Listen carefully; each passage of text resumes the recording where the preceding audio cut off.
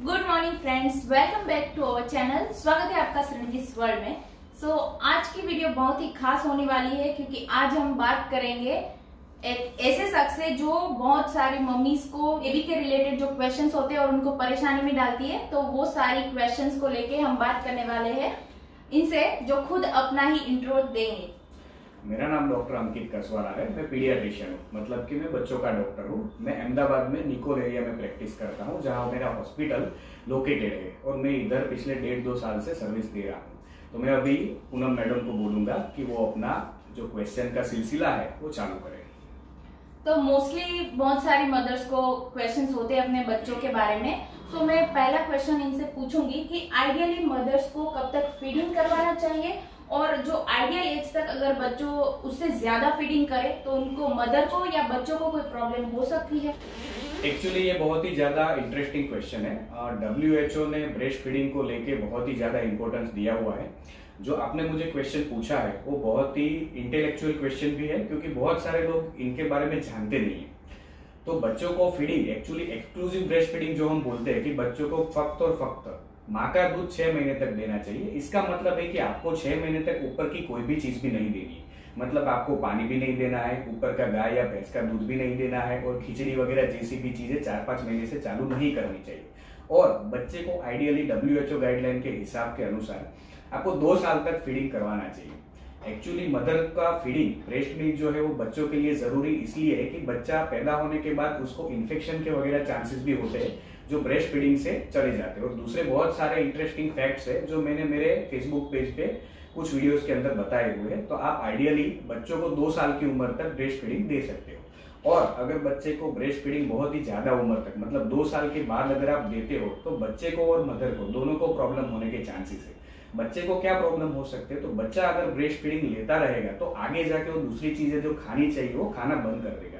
तो उसके हिसाब से न्यूट्रिशनल डेफिशिएंसीज बच्चे को देखने को मिलती है, और उसके हिसाब से ब्रेन डेवलपमेंट या जो भी फिजिकल डेवलपमेंट होता है वो बच्चों में नहीं देखने को मिलता। और आइडियली आप मदर को देखने जाओ तो मदर को भी अगर बहुत ही लंबे टाइम तक मदर बच्चे को फीडिंग करवाती रहती है तो उससे क्या रहता है कि लॉन्ग टर्म मदर्स को कैल्शियम डेफिशिएंसीज वगैरह देखने को मिलता है। हस्बैंड और वाइफ के जो फिजिकल रिलेशन होते हैं उसके ऊपर भी थोड़ा इम्पैक्ट पड़ने का चांसेस रहता है। और मदर के जो अपर पोर्शन में जो भी उनके फिजिक्स के जो फीचर्स रहते हैं वो भी खराब होने का चांसेस रहता है। तो आइडियली WHO गाइडलाइन के हिसाब से आपको मैक्सिमम 2 इयर्स तक फीडिंग आपको करवाना चाहिए। Thank you so much. मतलब आई एम ऑल्सो मदर, सो मुझे भी आज आपके आंसर से बहुत सारा सेटिस्फेक्शन हुआ और बहुत नॉलेज भी मिला। आगे बढ़ते हैं। नेक्स्ट मेरा क्वेश्चन है कि अगर 6 महीने के बाद मदर्स मोस्टली उसको बाहर का दूध देना शुरू करती है, तो वो एक दिन में हमें कितना देना चाहिए, और अगर ज्यादा मात्रा में बच्चा दूध लेता है तो उससे क्या कोई नुकसान हो सकता है? देखिए, आइडियली ऐसा होता है कि बच्चे की जो फीडिंग कैपेसिटी है वो उसके स्टमक कैपेसिटी के हिसाब से और उसके वेट के हिसाब से डिफरेंट मानी जाती है। लेकिन हम जो भी बात करते हो आइडियल को पर्टिकुलर वेट को पकड़ के हम चलते हैं। तो जो भी आइडियल बच्चा होता है, आइडियली आप 6 महीने की उम्र में बच्चे को 1 से 1.25 लीटर तक दूध आप मैक्सिमम पर डे दे सकते हैं। 6 महीने तक अगर बच्चा 1 से 1.25 लीटर तक दूध लेता है तो इट इज ओके। और आपको ऊपर की दूसरी चीजें भी 6 महीने के बाद आपको पिलानी या खिलानी चालू कर देनी चाहिए। अगर वो बहुत सारा बाहर का ऊपर का दूध लेता है तो बच्चे को दूसरे प्रॉब्लम्स होना चालू हो जाते हैं 6 महीने के बाद। जैसे कि वो बहुत सारा मिल्क लेगा, ऊपर का गाय का या भैंस का या जो भी दूध आप पिला रहे हो वो देगा, तो बच्चे को आयरन डेफिशिएंसीज देखने को मिलता है। क्यों? क्योंकि आप अपने बच्चे को ग्रीन वेजिटेबल्स वाला फूड वगैरह देना नहीं मुनासिब हो सकता है। उसके बाद अगर आप उसको दूसरी चीजें नहीं देते हो तो बच्चे को फक्त और फक्त, मतलब कि ओनली और ओनली ब्रेस्ट मिल्क या तो फिर काउ मिल्क से आपको बच्चे को कॉन्स्टिपेशन के प्रॉब्लम होना चालू हो जाते हैं। ये दोनों चीजें हैं जिसके हिसाब से आपको खाली दूध के ऊपर बच्चे को नहीं रखना चाहिए और आपको ग्रीन वेजिटेबल्स वगैरह या फैमिली फूड के ऊपर शिफ्ट हो जाना चाहिए 6 महीने के बाद। पर आपको 2 साल की उम्र तक आइडियली फीडिंग तो साइड बाय साइड चालू रखना ही है।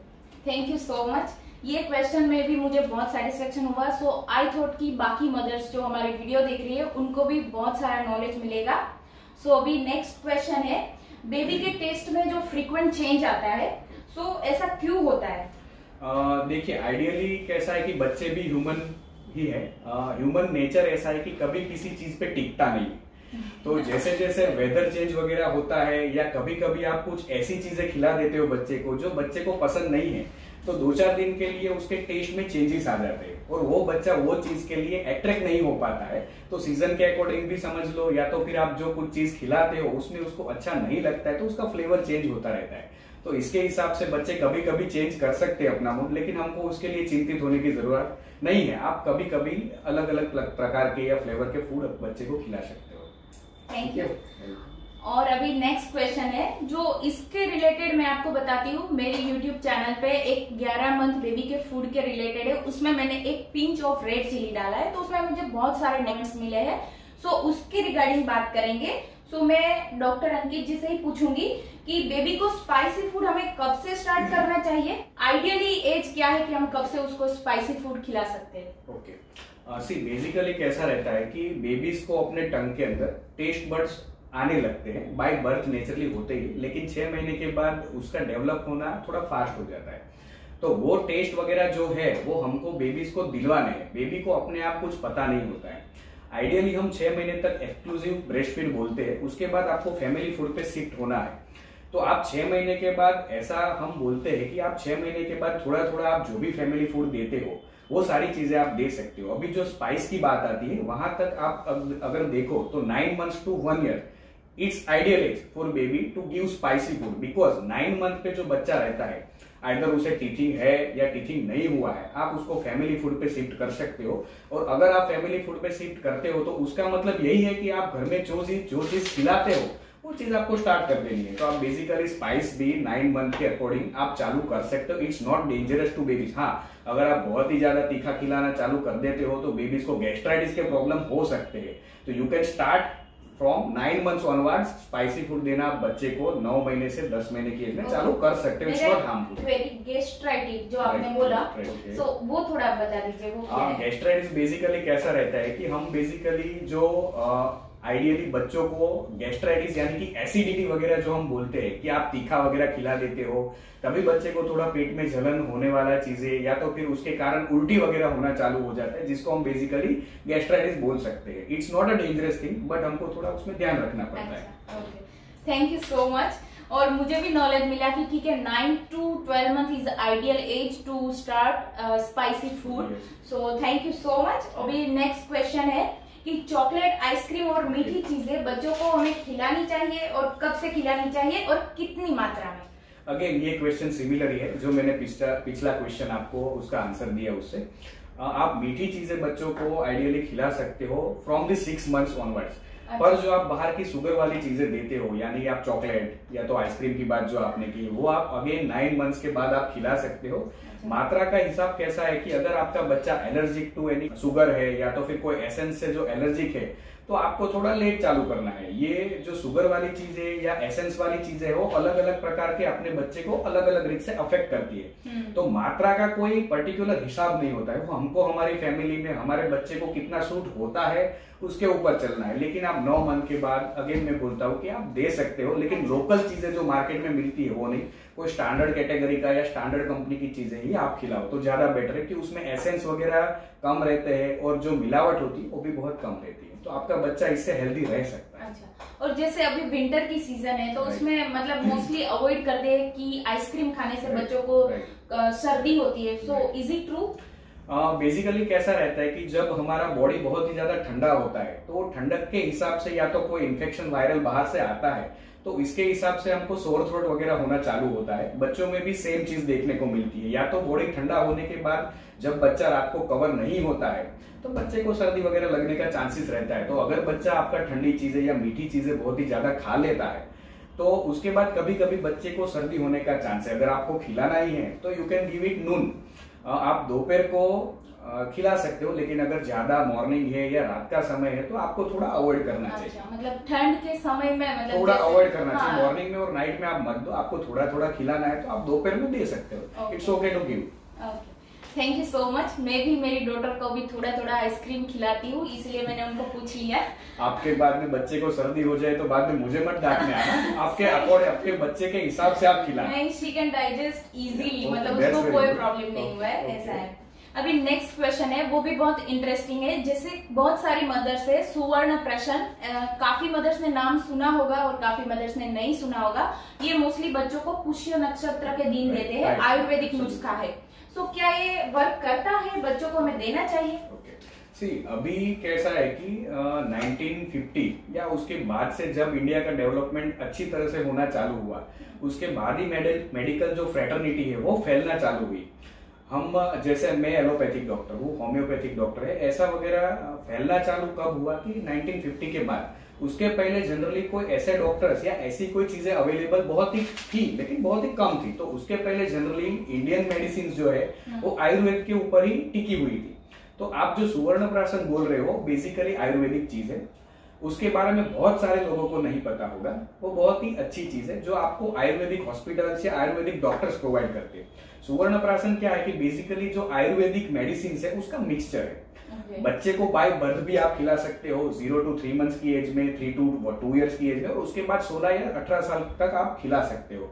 जो सुवर्ण प्राशन है वो एक ऐसी चीज है कि जिससे बच्चे को नुकसान नहीं होता है, लेकिन कब, अगर वो आपको अच्छी कंपनी की या अच्छी कैटेगरी की या वगैरह की जो चीज है उससे आपके बच्चे को फायदा होने का चांस है, लेकिन वो प्योर होना चाहिए। अगर वो प्योर नहीं है तो वो नुकसान कर सकता है। अभी जो सुवर्ण प्राशन है उसके बहुत ही ज्यादा फायदे, जैसे कि आप ले लो कि डाइजेस्टिव सिस्टम बच्चे का, तो उससे बहुत ही ज्यादा इंप्रूव होता है। दूसरी चीज की रेस्पिरेटरी सिस्टम, मतलब आपके बच्चे को कफ या जुकाम या सर्दी होने के चांसेस कम है। आप बच्चे की स्किन ले लो, तो बच्चे की स्किन ग्लो करना, उसका नेचुरल कलर है वो ग्लो करना, वो सारी चीजें आप अपने बच्चों में देख सकते हो। मेमोरीज या बच्चे का शार्प होना, वो सारी चीजें भी सुवर्ण प्राशन से आपको फायदे कारक रह सकती है। तो मैं बोलता हूँ कि अगर आप अपने बच्चे को सुवर्ण प्राशन फ्रॉम बर्थ स्टार्ट करना चाहते हो तो you can give, but pure होना चाहिए। Thank you so much. मतलब मुझे भी इसमें थोड़े डाउट्स थे तो जो क्लियर हो गए। अभी आगे के लिंकअप में एक मेरा क्वेश्चन है कि मोस्टली मैंने देखा है मेरे बच्चे के अकॉर्डिंग और बाकी मदर्स के अकॉर्डिंग कि 9 to 12 मंथ की एज में बच्चों को फ्रीक्वेंट कॉन्स्टिपेशन होता है। सो उसका कोई ऐसा इलाज है कि हम क्या करें या क्यों होता है? ये बहुत ही अच्छा क्वेश्चन है।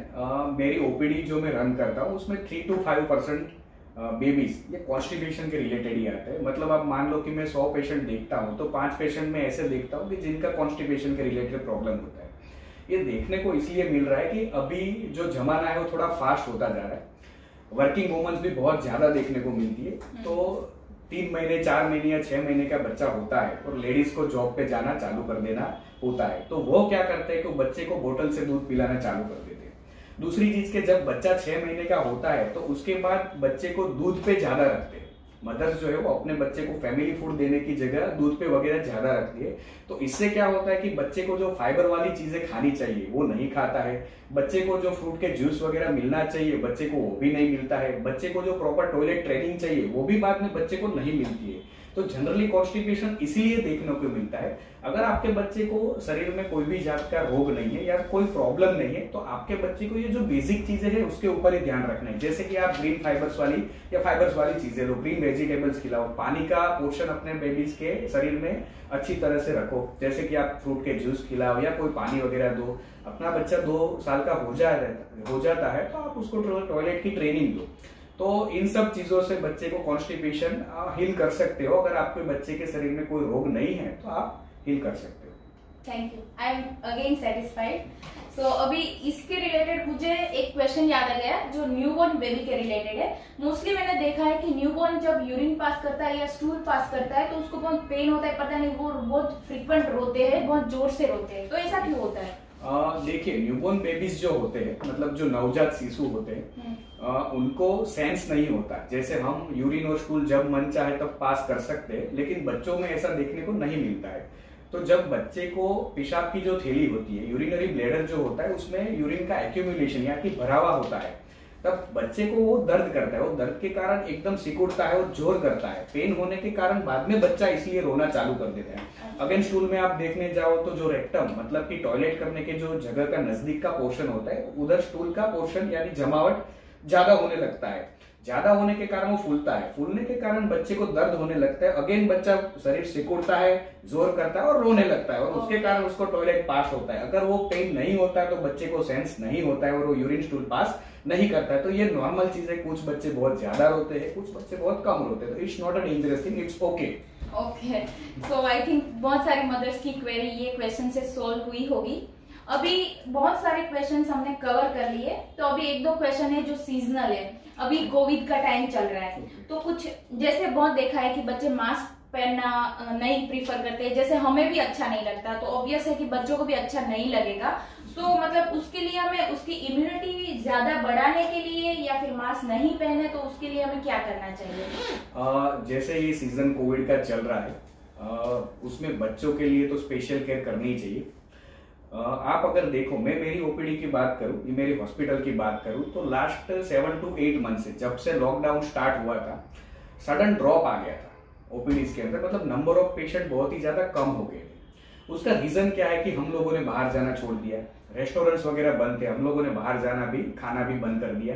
बाहर की चीजें जैसे भी किधर भी लोकल जगह से लेके हमने आइसक्रीम खिला दी, चॉकलेट खिला दी, ये सारी चीजें हमने खिलाना बंद कर दिया, तो हमारे बच्चे सुरक्षित थे। तो जब लॉकडाउन चालू हो गया है तो हम थोड़ा बहुत वो प्रिकॉशन रख सकते हैं। स्वाद लेना तो सबको अच्छा ही लगता है, बाहर जाना, जाके खाना सबको अच्छा ही लगता है, लेकिन हम हमारे फैमिलीज को हेल्दी रखना चाहते हैं तो बाहर की इधर उधर की चीजें थोड़ा कम खाया करो। मैं ऐसा नहीं बोलता हूँ कि बाहर गंदा ही मिलता है, अच्छे रेस्टोरेंट में अच्छी चीज भी मिलती है, हम भी बाहर जाते हैं, लेकिन थोड़ा प्योर या अच्छी चीजें जिधर मिलती है आप उधर जाओ। बच्चे जो है वो मास्क पहनना पसंद नहीं करते हैं। कोविड जो है वो एयरबोर्न डिसीज भी है, मतलब वो हवा से भी फैलता है। जैसे कि आपको या किसी और को कोविड है, अगर उसने खांसा है तो जो ड्रॉपलेट्स है वो एयर में फैलना चालू हो जाते हैं। अगर वो आपके बच्चे में सांस में जाता है तो आपके बच्चे को कोविड होना शक्य है। तो अगर आप अपने बच्चे को लेके बाहर जाते हो तो अगर रुमाल या मास्क अगर आप रख सकते हो तो बहुत ही ज्यादा अच्छी चीज है। अगर आप नहीं रख सकते तो बच्चे को बहुत ज्यादा बाहर मत ले जाओ। हमारे तरफ से तो यही आपको एडवाइस है, तो आप ऐसे कोविड का ध्यान रख सकते हो। अगर कुछ काम पड़ा तो कोई पेरेंट्स दोनों, मतलब एक जन बच्चे की केयर करे और दूसरा जाके लेके आ जाए, ये भी सही ऑप्शन है। Thank you so much. और अभी मेरा एकदम लास्ट क्वेश्चन है, जैसे अभी दिवाली आने वाली है, तो दिवाली में बच्चों के लिए क्या करना चाहिए, मतलब पेरेंट्स को क्या केयर करनी चाहिए? जैसे दिवाली हम जानते हैं दिए का, पटाखे का त्योहार है, तो जब हम पटाखे वगैरह फोड़ते हैं, मतलब पटाखे वगैरह जलाते हैं, तो उससे धुआं वगैरह निकलना चालू होता है। दिवाली की जब सीजन आती है वो विंटर के साथ आती है, मतलब विंटर में भी और कैसा रहता है कि थोड़ा वायरल इन्फेक्शन वगैरह फैलने का चांसेस रहता है। इसके कारण और जो धुआं वगैरह उठता है उसके कारण जो एलर्जिक प्रॉब्लम्स बेबीज में होते हैं वो होना चालू हो जाते हैं। तो आप ध्यान रख सकते हो कि बच्चों को जब पटाखे वगैरह आप जलाते हो तो बहुत ही एक्सेस मात्रा में आप बहुत ही ज्यादा पटाखे मत जलाओ। जहां बहुत ही ज्यादा धुआं है आप उधर मत लेके जाओ। अगर दिया वगैरह आप जलाते हो तो बच्चे जल ना जाए, उसका थोड़ा ध्यान रखो। सर्दी का मौसम है तो साथ में आप कपड़ा वगैरह बच्चे को, टोपी वगैरह या कुछ भी ऐसी चीजें पहनाओ जिससे बच्चा अपना ठंडा ना हो जाए। और मेक श्योर कि आप अगर बच्चे को पटाखा या पटाखे जलाने के लिए देते हो तो वो जल ना जाए, क्योंकि उससे भी बहुत ज्यादा पेशेंट्स ऐसे हमारे यहाँ आते हैं कि जो जल के आते हैं।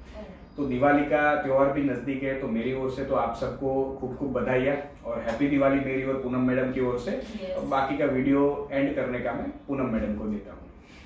तो जैसे आपने देखा बहुत सारे क्वेश्चंस, बहुत सारी क्वेरी उन्होंने बहुत अच्छी तरीके से सॉल्व कर दी और मैं भी बहुत सेटिस्फाई हुई। तो आई एम श्योर कि other mothers who are watching they also satisfied. और आपको ऐसा लगता है मम्मीज के कुछ और क्वेरीज है तो आप मुझे कमेंट बॉक्स में बताइए। सो हम ऐसा जरूरत पड़ी तो नेक्स्ट टाइम मिलेंगे और नया और एक वीडियो लेके आपके साथ आएंगे। ठीक है, तब तक take care and happy Diwali. Good bye friends. Good bye, happy Diwali.